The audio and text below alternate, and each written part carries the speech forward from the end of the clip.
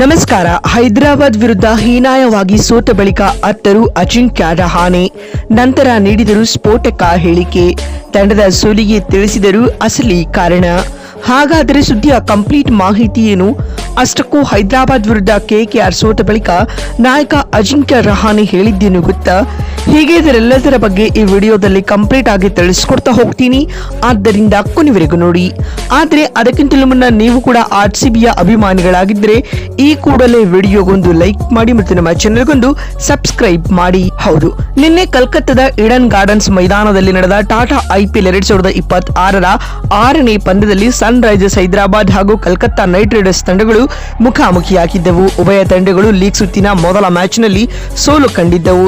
ಹೀಗಾಗಿ ಈ ಪಂದ್ಯದಲ್ಲಿ ಗೆಲ್ಲುವ ತಂಡ ಟೂರ್ನಿಯ ಮೊದಲ ಗೆಲುವು ದಾಖಲಿಸುತ್ತಿತ್ತು. ಈ ಮ್ಯಾಚ್ನಲ್ಲಿ ಕೊನೆಗೂ ಅಂತಿಮವಾಗಿ ಈ ಪಂದ್ಯದಲ್ಲಿ ಹೈದರಾಬಾದ್ 65 ರನ್ಗಳ ಗೆಲುವು ದಾಖಲಿಸುವ ಮೂಲಕ ಸೀಸನ್ನ ಮೊದಲ ವಿಕ್ಟರಿ ಕಂಡರೆ, ಅತ್ತ ಈ ಪಂದ್ಯದಲ್ಲಿ ಸೋಲುವ ಮೂಲಕ ಸತತ 2ನೇ ಸೋಲಿಗೆ KKR ತಂಡ ಕೊರಳೊಡ್ಡಿದೆ ಸ್ನೇಹಿತರೆ. ಇನ್ನು ಇದಕ್ಕೂ ಮುನ್ನ ಈ ಒಂದು ಪಂದ್ಯದಲ್ಲಿ ಟಾಸ್ ಸೋತು ಮೊದಲು ಬ್ಯಾಟಿಂಗ್ ಮಾಡಿದ ಸನ್ ರೈಸರ್ಸ್ ಹೈದರಾಬಾದ್ ತಂಡ 20 ಓವರ್ಗಳಲ್ಲಿ 226 ರನ್ ಪೇರಿಸಿತ್ತು. ತಂಡದ ಪರ ಆಂಡ್ರಿಚ್ ಕ್ಲಾಸನ್ 52, ಅಭಿಷೇಕ್ ಶರ್ಮಾ 48 ರನ್ ಹಾಗೂ ಟ್ರಾವಿಸ್ ಹೆಡ್ 46 ರನ್ ಬಾರಿಸಿ ಟಾಪ್ 3 ಸ್ಕೋರರ್ ಎನಿಸಿಕೊಂಡರೆ, ಅತ್ತ ಬ್ಲೆಸಿಂಗ್ ಮುಜರ್ ಬಾನಿ 4 ವಿಕೆಟ್ ಕಿತ್ತು ಮಿಂಚಿದರು. ಈ ಗುರಿಯನ್ನ ಬೆನ್ನಟ್ಟಿದಂತಹ ಕಲ್ಕತ್ತಾ ನೈಟ್ ರೈಡರ್ಸ್ ತಂಡ ಕಳಪೆ ಆರಂಭವನ್ನ ಪಡೆದುಕೊಂಡಿತು. ಇನ್ಫ್ಯಾಕ್ಟ್ ಬ್ಯಾಟಿಂಗ್ ಪೂರ್ಣ ಕಳಪೆಯಾಗಿತ್ತು ಅಂತಾನೆ ಹೇಳಬಹುದು.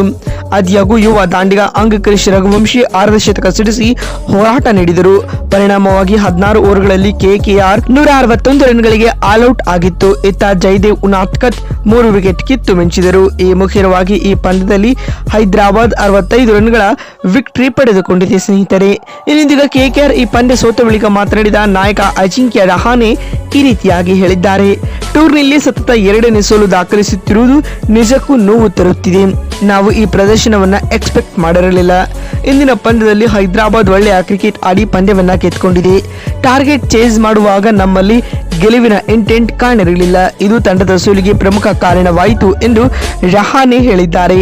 ಮತ್ತು ಮಾತು ಮುಂದುವರಿಸಿದ ಅವರು, ನಾವು ಬೌಲಿಂಗ್ನಲ್ಲಿ ಇನ್ನೂ ಕೂಡ ಸುಧಾರಣೆಯ ಅಗತ್ಯವಿದೆ ಎಂದು ಒಪ್ಪಿಕೊಂಡಿದ್ದೇವೆ.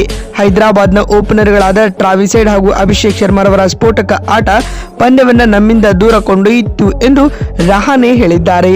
ಮತ್ತು ಮಾತು ಮುಂದುವರಿಸಿದ ಅವರು, ಆರಂಭದಲ್ಲಿ ಆಕ್ರಮಣಕಾರಿಯಾಗಿ ಆಡುವುದು ಸ್ವಲ್ಪ ಅಪಾಯಕಾರಿ, ಆದರೆ ಅದು ನಮ್ಮ ತಂತ್ರದ ಭಾಗವಾಗಿದೆ. ಹಾಗೂ ನನ್ನ ಬ್ಯಾಟಿಂಗ್ ಸ್ಟ್ರೈಕ್ ರೇಟ್ ಬಗ್ಗೆ ಮಾತನಾಡುವವರಿಗೆ ಕ್ರಿಕೆಟ್ ಸರಿಯಾಗಿ ಅರ್ಥವಾಗುತ್ತಿಲ್ಲ ಅಥವಾ ನನ್ನ ಮೇಲೆ ಏನೋ ಅಜೆಂಡಾ ಇಟ್ಟುಕೊಂಡು ಮಾತನಾಡುತ್ತಿದ್ದಾರೆ.